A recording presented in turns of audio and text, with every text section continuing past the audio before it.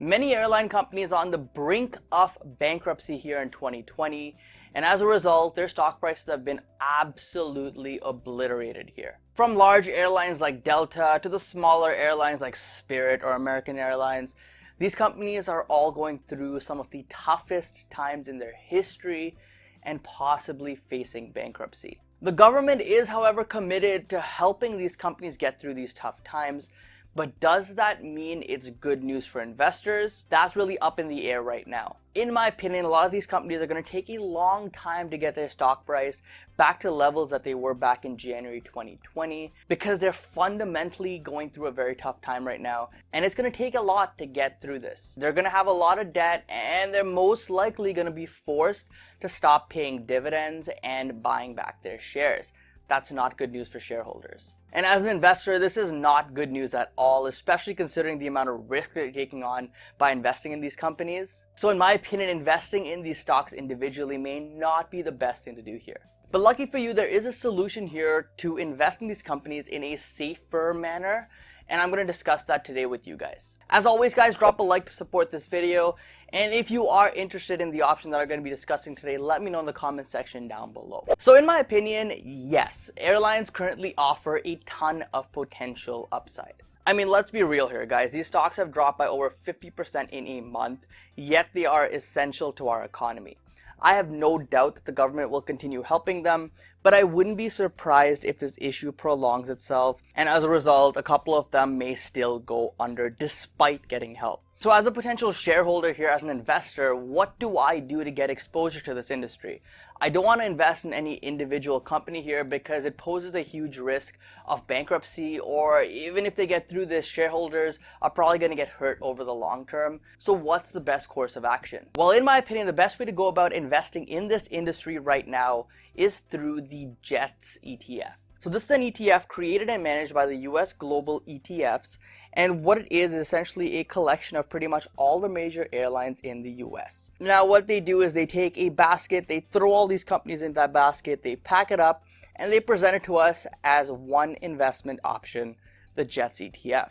It trades on the New York Stock Exchange here under the ticker symbol JETS, and it's comprised of 34 different companies, and it's an all-round excellent tool in my opinion to gain exposure to this industry. The drawback, however, because it is an ETF, is that there is a management fee of 0.6%, which is high for an ETF. However, if I was someone who really wanted to hold exposure to this industry right now, for the eventual stock price recovery, it's a small price to pay for additional safety. Think of it as kind of like an insurance premium here. Now the JETS fund is fairly new. It started back in 2015, I believe, and its holdings has an average market cap of 6.05 billion, and they have a weighted average of 8.89 billion according to their allocation here. Now, as an added bonus with this ETF, you're also getting a bit of exposure to the transportation infrastructure, aerospace and defense, and other, meaning it's not just airlines, although that's predominantly what this is. Now, we'll look more closely at their holdings and their weights here in a second, but it's important to note that while over 86% of this ETF is airlines, there's still 14% of it which isn't directly airline companies, but it is in the same industry of sorts. Now, another perk to holding this ETF is you get global exposure to airline companies all over the world. The overwhelming majority is still the US, with over 81% of the breakdown by country, but you're getting a little bit of exposure here and there from 17 other countries as well. As we know, this issue that we're going through right now is a global issue, and it's not just the US airline companies that are suffering from this. In fact, guys, I recently made a video on Air Canada, which is Canada's biggest airline, and they are also hurting badly right now from this issue, and they're in a similar situation as its US counterparts. So if you want to see a more detailed analysis here on Air Canada specifically, I'll leave a link in the description down below to check that video out. So now let's look at the holdings here and the breakdown to get a better idea of what you own when you purchase a share of JETS ETF. So as we can see right off the bat, the top 10 holdings make up most of the American-based airline companies which we know. In fact, the top 4 holdings are Southwest Airlines, Delta Airlines, American Airlines, and United Airlines, which make up almost half of the ETF at around 47.77%. The rest of the top 10 is companies like General Dynamic, for example, which is a very stable and safe aerospace and defense company. And then rounding off the top 10, you also have some other smaller airlines like JetBlue and Alaska Air. But again, this is just 10 of their 34 holdings. Now, if you go to their website, you can see a detailed breakdown of all of their holdings, along with the current weightings of each position as well. For example, here you can see that Hawaiian Airlines makes up another 2.92%, Air France makes up 1.44%, Deutsche Lufthansa, I probably butchered that name, makes up 1.17%, and the list goes on and on with airlines all over the world. Here's Air Canada with 0.89%, and they even hold a small portion of Airbus at 0.94%. Now, I checked to see if they held Boeing as well, but unfortunately, no, they don't hold any Boeing exposure in this ETF. But anyways, if you're interested in looking into this ETF further, I would strongly recommend going to their website, checking their holdings tab, and looking through the different holdings in here.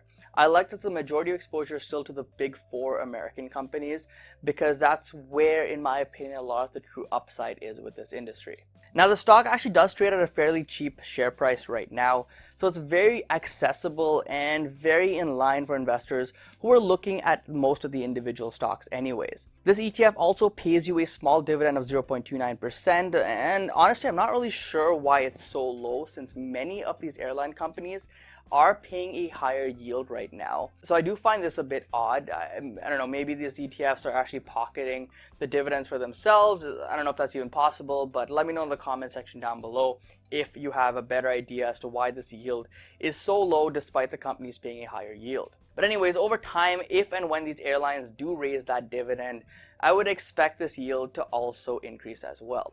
For the short term though, expect that most airlines will cut or suspend their dividends completely, and like I said, depending on the government deal that some of them are probably going to take, they may be banned from paying any dividends in the short term, so I wouldn't be holding this ETF for any sort of dividend payments personally. Now, year to date, this ETF is down over 53%, which is completely expected because like we saw at the beginning of this video, many airline companies are down well over 50%.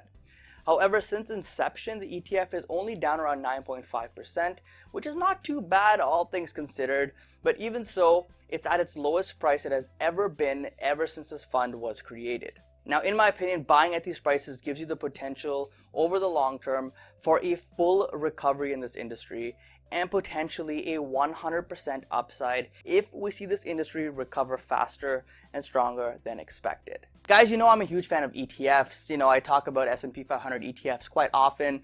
VOO is pretty much my favorite ETF. If you're interested, I'll leave a link in the description down below as well. Check that one out. But when it comes to investing in sector-specific ETFs, typically I'm not a huge fan, but in this case, it actually does make a lot of sense to me to look at this ETF versus individual companies in this space. The amount of risk they're taking on by investing in, say, just Delta Airlines or just American Airlines is a bit too high in my opinion, and by owning this ETF, even if a couple of these companies do go bankrupt, there's still a lot more of them to make up that difference. As a result of this, your investment is pretty much unlikely to go all the way to zero unless all of these 30 plus holdings go to zero. Guys, hope you enjoyed this video and hope you learned something from this as well. As I said, let me know in the comment section down below if you're considering investing in this industry and if the JETS ETF interests you at all. Guys, either way, thank you so much for watching. Don't forget to invest positively, and I'll see you in the next one.